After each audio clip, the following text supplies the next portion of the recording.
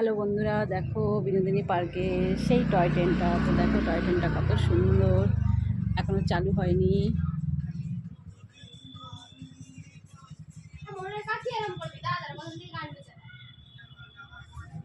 এই পাশে ছোট ছোট ভাইরা আছে, ওরা ভিডিও করছে। এই দেখো ভাইরা ভিডিও করছে, ভাই বোনরা বসে বসে।